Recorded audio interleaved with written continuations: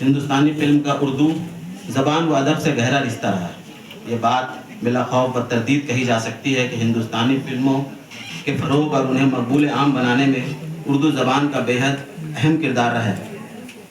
اردو زبان کے نغمے اور مکالمے ہندوستانی فلموں کی جان ہے۔ اگر فلموں سے انہیں الگ کر دیا جائے تو فلموں کی روح نکل جائے گی۔ یہاں یہ گفتگو کا موضوع نہیں کہ ہندوستانی فلم کی داغ بیل ہندی یا اردو نے رکھی، لیکن یہ بات یقینی طور پر کہی جا سکتی ہے کہ اردو نے ہندوستانی فلم کے نغموں اور مکالموں میں چاشنی گھولنے کا کام کیا ہے۔ فلمی گانوں اور مکالموں میں اردو کا کیا رول ہے؟ مستند اور ذمہ دار ڈائریکٹروں کا اس پر پختہ ایمان ہے کہ اچھے مکالموں کے لیے اردو ضروری ہے۔ اب اس سے زیادہ ہندوستانی فلموں کے لیے اردو کی اہمیت کیا ہوگی؟ یہ کوئی چھپی ہوئی بات نہیں ہے کہ تمام کامیاب فلموں کے مکالمہ نگاروں اور نغمہ نگاروں کا تعلق اردو زبان و ادب سے ہے۔ یہاں تک کہ مہابھارت جیسی فلم کا مکالمہ نگار ڈاکٹر راہی معصوم رضا ہے۔ یہ بھی حقیقت ہے کہ اردو صرف ایک زبان ہی نہیں، ایک تہذیب بھی ہے۔ جس طرح ہندی فلم انڈسٹری کے فروغ میں اردو نے اہم کردار ادا کیا، تو اسی طرح ہندوستانی فلموں نے بھی اردو کو کافی فروغ دیا۔ یہ فلموں کا کارنامہ ہی ہے کہ وہ مکالمے یا نغمے جو صرف کتابوں میں بند پڑے رہ جاتے تھے، انہیں کتابوں سے نکال کر شہر شہر، ملک ملک، گلی کوچوں، غریب امیر سب کے گھروں تک پہنچا دیا۔ ابتدائی دور میں جب فلمیں خاموش ہوتی تھیں تو زبان کا مسئلہ اتنا اہم نہیں تھا، لیکن جیسے ہی خاموش فلموں کی جگہ بولتی فلموں نے لے لیا تو یہ سوال اہم ہو گیا کہ کن الفاظ اور کس اسلوب سے مکالمے اور گیت لکھے جائیں۔ اسی وقت ہندی کے ساتھ اردو زبان نے اپنی شیریں آہنگ، نرمی اور دل میں اتر جانے والی لطافت کے سبب فلمی دنیا میں ایک لازمی حیثیت بنا لی۔ فلمی مکالموں کی شان و شوکت اور شعری تاثر دراصل اردو کے بغیر ممکن نہ تھی۔ یہی وجہ ہے کہ لکھنؤ، دہلی، پنجاب کے علاوہ دوسری ریاستوں یا شہروں کے لوگ اس میدان میں شامل ہوتے گئے۔ ہندی فلموں کی کامیابی میں اردو زبان کا کردار نہایت اہم رہا ہے۔ فلمی مکالمے اور گیت جب اردو کے شیریں اور دل نشین الفاظ میں ڈھلے تو انہوں نے ناظرین کے دلوں کو مسخر کر دیا۔ اردو کی نزاکت، لطافت اور شعری روایت کی ہندی فلموں کو وہ حسن بخشا جس نے انہیں بر صغیر بھر میں مقبول بنا دیا۔ اس سلسلے میں ساحل لدھیانوی کا نام سب سے نمایاں ہے۔ ساحل صرف ایک نغمہ نگار نہیں بلکہ ایک حساس شاعر اور سماجی شعور رکھنے والے فنکار تھے۔ ان کے گیتوں میں محض رومانی کیفیت ہی نہیں بلکہ سماجی نابرابری، طبقاتی جدوجہد اور امن و انصاف کی پکار بھی سنائی دیتی ہے۔ انہی خصوصیات نے ہندی فلموں کے نغموں کو محض تفریح کا ذریعہ نہیں بننے دیا بلکہ فکر و آگاہی کا پیغام بنا دیا۔ ساحل نے اردو زبان کے الفاظ، محاوروں اور شاعرانہ رنگ سے ہندی فلموں کو ایسی ادبی قدر و منزلت عطا کی جو آج بھی زندہ اور جاوید ہے۔ یوں کہا جا سکتا ہے کہ ہندی سنیما میں اردو کی جادوئی زبان کو وہ اثر اور پہچان ساحل لدھیانوی جیسے شعراء نے عطا کی جو فلموں کے ذریعے عوامی احساسات کی سچی آواز بنی۔ عام طور پر فلمی دنیا میں یہ اصول مانا جاتا تھا کہ پہلے موسیقار دھن بناتا ہے اور پھر شاعر انہی دھنوں پر گیت لکھتا ہے، لیکن ساحل لدھیانوی نے یہ بندھے ٹکے اصول قبول نہیں کیے۔ ان کی زیادہ تر تخلیقات پہلے ہی مکمل شکل میں موجود ہوئی اور پھر موسیقار ان پر دھن بناتا ہے۔ ہاں، کبھی کبھار انہیں فلم کی ضرورت کے مطابق پہلے سے بنی دھن پر گیت لکھنے پڑے، لیکن اکثر یہ ان کی شاعری ہی تھی جو دھنوں کے لیے بنیاد بنتی۔ فلمی تقاضوں کے تحت ان کے کئی نظموں یا غزلوں میں معمولی تبدیلیاں بھی کی گئی۔ مشکل الفاظ کو آسان کر دیا گیا تاکہ عام ناظرین بھی فوراً سمجھ سکے، مگر کمال یہ ہے کہ ان آسانیوں کے باوجود ان کی سوچ کی گہرائی اور اشعار کا معیار کم نہ ہوا۔ ساحل اپنا فن عوام تک پہنچانے کے لیے لچک تو دکھائے لیکن اپنی شاعری کے وقار پر کبھی سمجھوتہ نہ کیا۔ اسی وجہ سے ان کے گیت محض تفریح نہیں رہے بلکہ سماج کے مسائل اور لوگوں کے دل کی آواز بھی بن گئے۔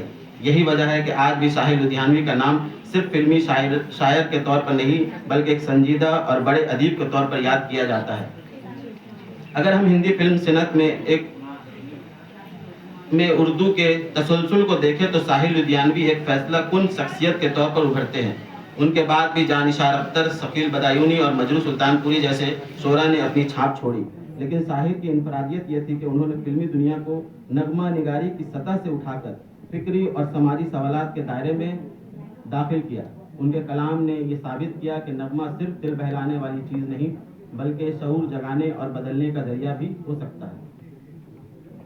ساحر لدھیانوی کا نام اردو شاعری میں ایک ایسے شاعر کے طور پر لیا جاتا ہے جو اپنے درد، اپنی فکر اور اپنے انداز بیان کے سبب ایک منفرد مقام رکھتے ہیں۔ ان کی شاعری میں جہاں معاشرتی حقیقتیں، محبت کے جذبے اور انقلاب کی طرف نظر آتی ہے، وہیں فطرت کی خوبصورتی اور اس سے جڑے استعارے بھی نمایاں دکھائی دیتے ہیں۔ ان کے فن کی لطافت اور جذبات کی گہرائی اس نغمے میں محسوس کیے جا سکتے ہیں۔ نغمہ ہے: میں نے شاید تمہیں پہلے بھی کہیں دیکھا ہے، اجنبی سی ہو مگر غیر نہیں لگتی ہو، وہم سی بھی جو ہو نازک وہ یقین لگتی ہو، ہائے یہ پھول سا چہرہ، یہ گھنیری زلفیں، میرے شعروں سے بھی تم مجھ کو ہنسی لگتی ہو، میں نے شاید تمہیں پہلے بھی کہیں دیکھا ہے۔ دیکھ کر تم کو کسی رات کی یاد آتی ہے، ایک خاموش ملاقات کی یاد آتی ہے، ذہن میں حسن کی ٹھنڈک کا اثر جاگتا ہے، آنچ دیتی ہوئی برسات کی یاد آتی ہے، میں نے شاید تمہیں پہلے بھی کہیں دیکھا ہے۔ ساحر لدھیانوی کا یہ نغمہ ہمیں چونکاتا ہے۔ اس گیت میں شاعر محض محبوب کے حسن کو بیان نہیں کرتا بلکہ اس کے ظہور کو ایک روحانی اور مانوس تجربہ بنا دیتا ہے۔ محبوب پہلی نظر میں اجنبی ہے لیکن دل کی دنیا میں وہ غیر نہیں لگتی۔ یہ کیفیت اس بات کی علامت ہے کہ محبت میں بعض رشتے مقدر یا ازلی پہچان کی صورت اختیار کر لیتے ہیں۔ شاعر محبوب کی نزاکت کو وہم اور یقین کی باریکیوں کے ساتھ جوڑتا ہے، گویا اس کا وجود اتنا لطیف ہے کہ انسانی عقل اسے پوری طرح گرفت میں نہیں لے سکتی۔ پھر وہ چہرے کو پھول جیسا اور زلفوں کو گھنیری رات سے تشبیہ دے کر فطرت کو محبوب کے سراپے میں سمو دیتا ہے۔ سب سے اہم نقطہ یہ ہے کہ شاعر خود اعتراف کرتا ہے کہ محبوب کا حسن اس کی اپنی شاعری سے بھی بڑھ کر ہے، جس سے محبوب کے جذبے اور حسن کی عظمت واضح ہوتی ہے۔ یہ گیت دراصل بچھڑنے کے بعد وصال کی دولت پانے کا منظر ہے، جہاں ایک لمحہ پوری زندگی کے برابر محسوس ہوتا ہے۔ سادہ الفاظ، سچی کیفیات اور خوشبو بھری زبان اسے یادگار بنا دیتی ہے، اور یہی شاعر کے فن کے سب سے بڑی پہچان ہے۔ ان کے فلمی نغموں میں سبزہ، بہار، پھول، بہتی ندیاں، بارش، بادل اور چاندنی جیسے الفاظ بار بار آتے ہیں، مگر یہ صرف منظر کی خوبصورتی کے لیے نہیں، یہ استعارے محبوب کے حسن کو اور زیادہ مؤثر بنانے کے ساتھ ساتھ سننے والے کے احساسات کو تازگی بخشتے ہیں۔ شاعر اپنی شاعرانہ بصیرت کے ذریعے فطرت کے پیکر کو انسانی جذبات کے ساتھ اس طرح جوڑتے ہیں کہ نغمہ ایک جیتی جاگتی تصویر بن جاتا ہے۔ ایک گیت میں وہ محبوب کی آنکھوں کو جھیل کی گہرائی، زلفوں کو گھٹا اور مسکراہٹ کو کلی کی شگفتگی سے تشبیہ دیتے ہیں۔ اس طرح محبوب کا حسن براہ راست فطرت کے رنگوں سے ہم آہنگ ہو جاتا ہے۔ شاعر کے یہاں خوشی کے مناظر جتنے فطرت سے جڑے ہیں، وہیں دکھ اور تنہائی کے لمحے بھی فطرت سے وابستہ ہیں۔ جب وہ بچھڑنے یا محرومی کی کیفیت بیان کرتے ہیں تو خزاں کے پیلے پتے، بے قرار ہوائیں، اجڑتے باغ اور ٹمٹماتے دیے استعارے بنتے ہیں۔ اس پہلو سے ان کے نغمے خاص حزن و ملالی کی فضا پیدا کرتے ہیں جو سننے والے کو اپنے ذاتی تجربات سے ہم آہنگ کر دیتی ہے۔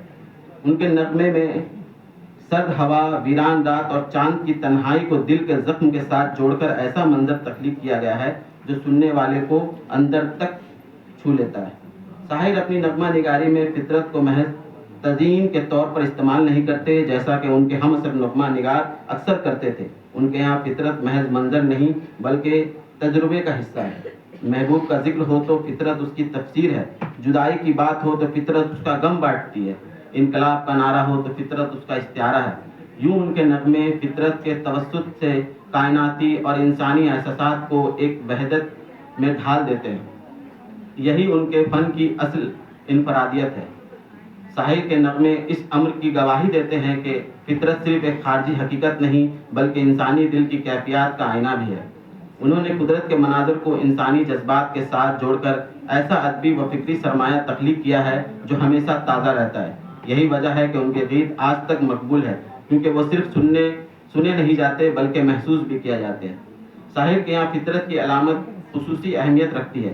وہ طلوع آفتاب، چمکتا ہوا اجالا، بہار کے جھونکے اور بادل کے چھٹنے کے بعد کا منظر صرف حسن فطرت کی تعریف کے طور پر استعمال نہیں کرتے بلکہ ان مظاہر فطرت کو امید اور انقلاب کی علامت بنا دیتے ہیں۔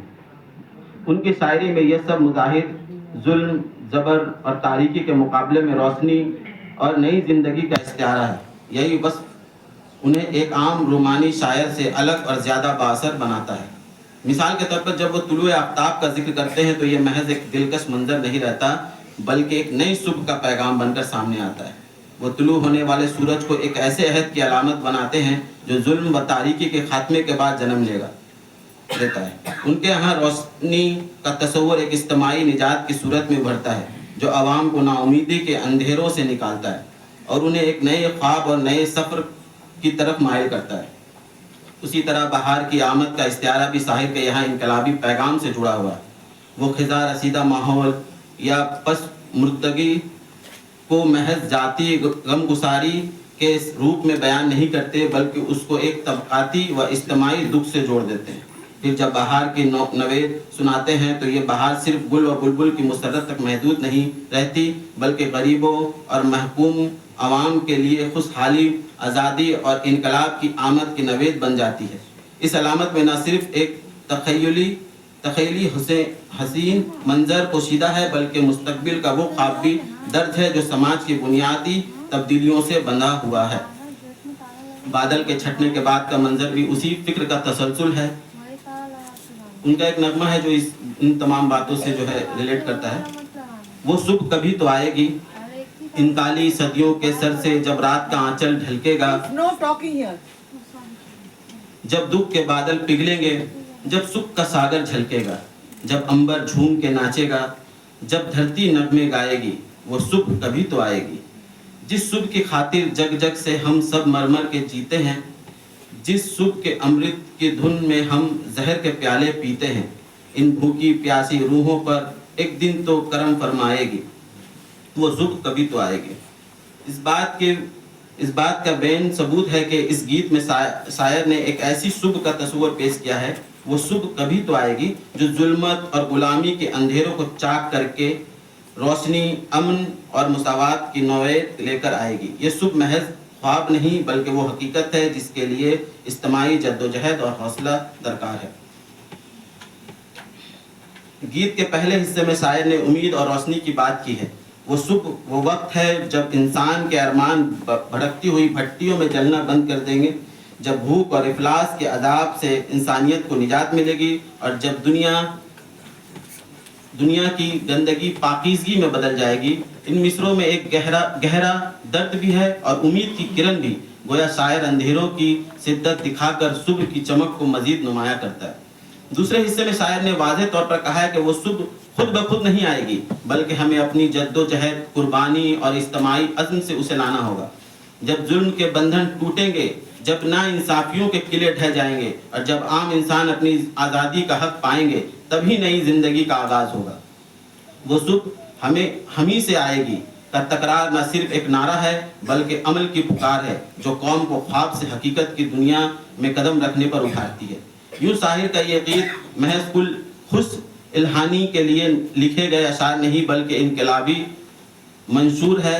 یہ کلام انسان کو مایوسی سے نکال کر جد و جہد و عمل کی راہ دکھاتا ہے اور یہ یقین دلاتا ہے کہ ظلمت خواہ کتنی ہی طویل کیوں نہ ہو، امید کی صبح ضرور طلوع ہوگی۔ ان کا ایک اور نغمہ ہے کہ یہ دنیا دو رنگی ہے، ایک طرف سے ریشم اوڑھے ایک طرف سے ننگی ہے، ایک طرف اندھی دولت کی پاگل عیش پرستی، ایک طرف جسموں کی قیمت روٹی سے بھی سستی، ایک طرف ہے سونا کاچی ایک طرف چورنگی ہے، یہ دنیا دو رنگی ہے۔ آدھے منہ پر نور برستا، آدھے منہ پر چیرے، آدھے تن پر کوڑ کے دھبے، آدھے تن پر ہیرے، آدھے گھر میں خوشحالی ہے، آدھے گھر میں تنگی ہے، یہ دنیا دو رنگی ہے۔ ساحل لدھیانوی کا یہ نغمہ دراصل اس انقلابی مزاج اور سماج کے خلاف بغاوت کی شدت کا بے مثال اظہار ہے۔ فلم پیاسا کے لیے لکھی گئی یہ نظم فلمی نغمہ ہونے کے باوجود کسی بھی بڑے ادبی اور سیاسی شعری بیانیے سے کمتر نہیں۔ اس میں شاعر نے اپنی مخصوص تلخی، احتجاج اور خوابوں کے بکھر جانے کا درد اس شدت سے بیان کیا ہے کہ یہ صرف ایک فلمی گیت نہیں رہتا بلکہ ایک پوری نسل کے جذبات کی نمائندگی کرنے لگتا ہے۔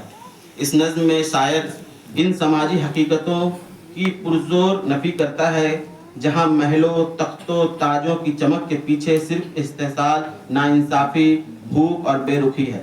وہ کہتا ہے کہ یہ خوشنما عمارتیں اور شاہانہ نظام دراصل انسان کے دشمن سماج کا حصہ ہے، جہاں دولت کے اندھے رواج نے انسان کے وقار کو روند کر رکھ دیا۔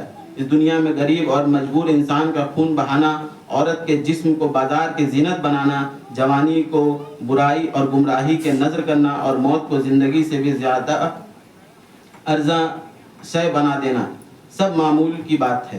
یہی وہ باغیانہ نقطہ نظر ہے جس نے ساحر کو اپنے عہد کے دوسرے شاعروں سے منفرد مقام دیا۔ ساحر کے نزدیک ایسی دنیا جہاں انسان کا وجود محض ایک کھلونا ہو، اس کا جینا اور مرنا بے معنی ہو، وہ دنیا کہلانے کی حقدار نہیں۔ وہ اسے عالم بدحواسی یا اجتماعی پاگل پن قرار دیتا ہے۔ اس بیداری اور نفرت کے ساتھ ساتھ یہ نظم عوام کو ایک تحریک بھی دیتی ہے۔ یہ صرف شکایت نہیں بلکہ بغاوت کی پکار ہے جو ہر سننے والے کے دل میں انقلاب کا شعلہ بھڑکاتی ہے۔ یوں ساحر کی یہ نظم نہ صرف فنکارانہ سطح پر بلکہ فکری و نظریاتی سطح پر بھی ایک ایسی تخلیق ہے جو استحصالی قوتوں کے خلاف عوام کو حوصلہ بخشتی ہے اور انہیں نئے جہاں کی تعمیر کے خواب دکھاتی ہے۔ یہی وجہ ہے کہ یہ نظم فلمی دائرے سے نکل کر ادبی اور انقلابی شاعری کا ایک مضبوط حوالہ بن گئی ہے۔ یہ نظم دراصل ساحر لدھیانوی کی فکر اور اس کی بصیرت کی بہترین جھلک ہے۔ ساحر ہمیشہ سماج کے تضادات، ظلم اور ناانصافی کو بڑے شدت سے موضوع بناتے تھے۔ یہ کلام بھی اسی روایت کا حصہ ہے جس میں انہوں نے دنیا کے دوہرے چہرے کو بے نقاب کیا ہے۔ ان کے نزدیک دنیا دراصل دو رنگی ہے، یعنی ایک رخ پر نمود و نمائش، آسائش اور دولت کی ریل پیل ہے، جبکہ دوسرے رخ پر افلاس، بھوک اور محرومی کی گہری کھائی ہے۔ اس تضاد کو ساحر نے نہایت سادہ مگر زوردار استعاروں کے ذریعے بیان کیا ہے۔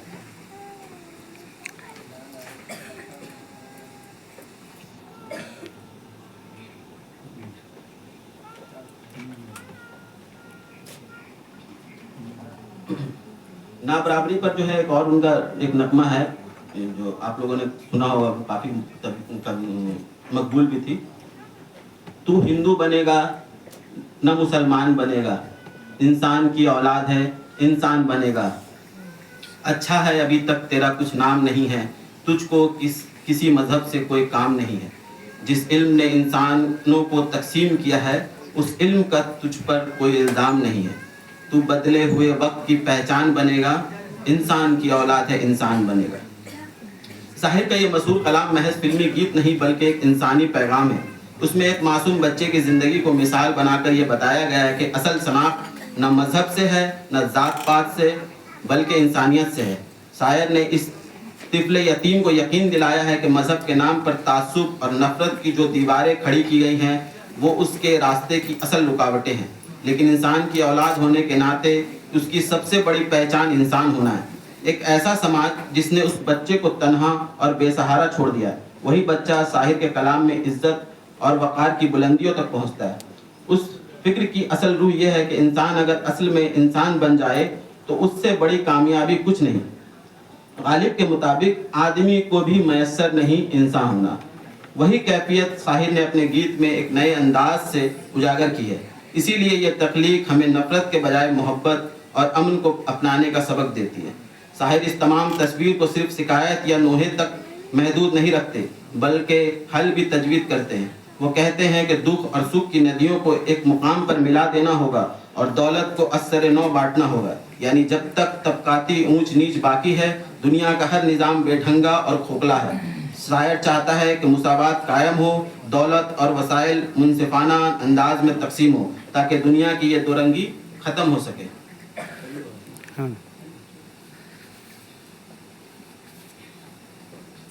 مجموعی طور پر دیکھا جائے تو یہ کلام سرمایہ داری، طبقاتی تفریق، مذہبی ریاکاری اور سماجی منافقت کے خلاف ایک بغاوت ہے۔ ساحر لدھیانوی نے سچائی کو نہایت بے باکی سے بے نقاب کیا ہے اور یہ پیغام دیا ہے کہ ایک بہتر، منصفانہ اور متوازن دنیا تبھی وجود میں آ سکتی ہے جب ہم دو رنگی کو ختم کر کے سب کے لیے برابری اور انصاف کا نظام قائم کریں۔ یہی ان کا سماجی ویژن اور انقلابی مقصد تھا جسے انہوں نے ان اشعار کے ذریعے نہایت دلنشین اور دلکش انداز میں بیان کیا ہے۔ ساحر کا کلام امید اور بیداری کا سرچشمہ ہے۔ انہوں نے فطرت کے مظاہر کو ایک نئے تناظر میں برتا اور انہیں ایسا علامتی رنگ دیا جو ہر دور میں تازہ اور بامعنی لگتا ہے۔ ان کے نغمے سماج کو جھنجھوڑنے اور نئی صبح کی طرف بڑھنے کا ساحر لدھیانوی کا شمار بر صغیر کے ان شاعروں میں ہوتا ہے جنہوں نے نہ صرف اپنے اشعار کے ذریعے پیغام دیا بلکہ ان کو سدھارنے کی بھی کوشش کی۔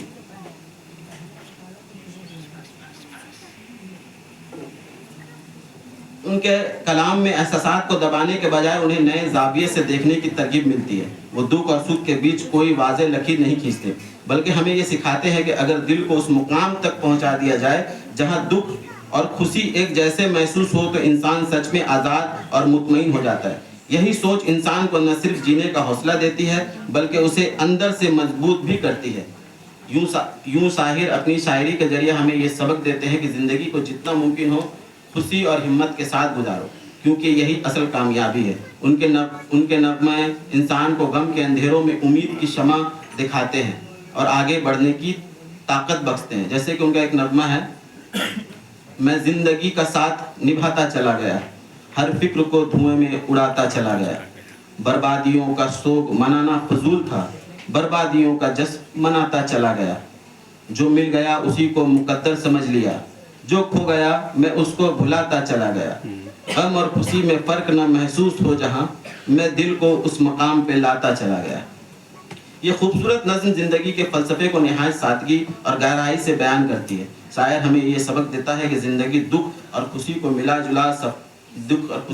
جلا سفر ہے، لیکن اس میں رونے یا شکوہ کرنے کے بجائے دل کو مضبوط رکھنا چاہیے۔ بربادیوں پر آنسو بہانے کے بجائے آگے بڑھنا ہی اصل حوصلہ ہے۔ جو کچھ ملا اسے نصیب جان کر قناعت اختیار کرنا اور جو کھو گیا اسے بھلا دینا ذہنی سکون کا راز ہے۔ شاعر کا سب سے اہم پیغام یہ ہے کہ انسان دکھ اور سکھ کو برابری سے دیکھنا سیکھے، تب ہی دل کو سکون پاتا ہے اور زندگی خوبصورتی سے گزرتی ہے۔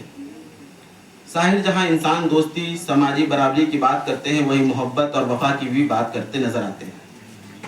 فلم تاج محل کا ایک نغمہ ہے جو ان کا کافی مشہور ہے، جو وعدہ کیا ہے وہ نبھانا پڑے گا، روکے زمانہ چاہے روکے خدائی تم کو آنا پڑے گا، ترستی نگاہوں نے آواز دی ہے، محبت کی راہوں نے آواز دی ہے، جانے حیا جانے ادا چھوڑو ترسنا تم کو آنا پڑے گا۔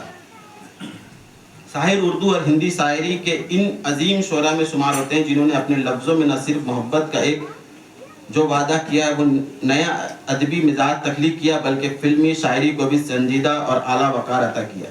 ان کی فلم تاج محل کا کلام بظاہر ایک اشکیا نغمہ ہے لیکن ان کے پس منظر میں محبت کی پختگی، عہد و پیما کی پابندی اور نبھانا پڑے گا انسانی جذبات کی اعلیٰ ترین سطح جھلکتی ہے۔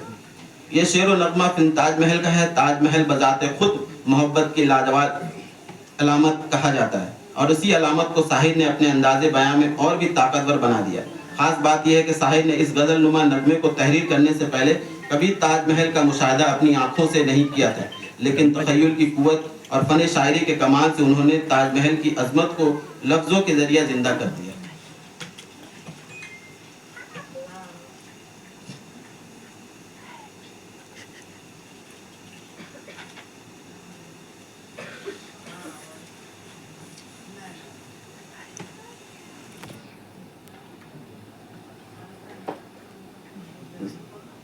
میرا مقالہ کافی طویل ہو جا رہا ہے تو شاعر کا ایک کلام ہم کو یاد آ رہا ہے کہ وہ کہتے ہیں کہ اور بھی اچھے سننے والے آئیں گے اور ہم سے لکھنے والے اچھے آئیں گے، تو اچھے سننے والے بھی موجود ہیں، اچھے لکھنے والے بھی یہاں ہیں۔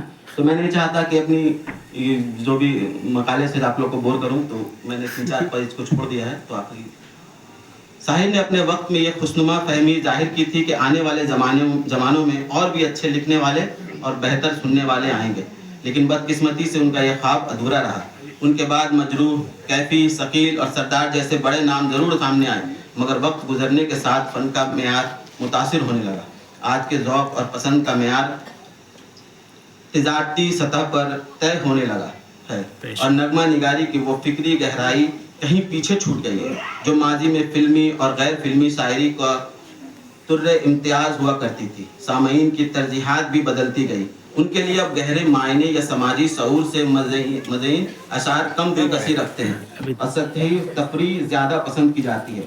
यही वजह है कि ना तो साहिर जैसे लिखने वाले बार बार पैदा होते हैं और ना उनके अहद जैसे सुनने वाले। नगमा तो खैर पुराने जो नगमे लिखे जाते तो वो तो पुराने लोग जो मौजूद है वो वाकिफ ही होंगे किस तरीके से। अब तो रैप ने भी ले लिया है, तो समझ सकते हैं कि आप गीत कहाँ चले गए।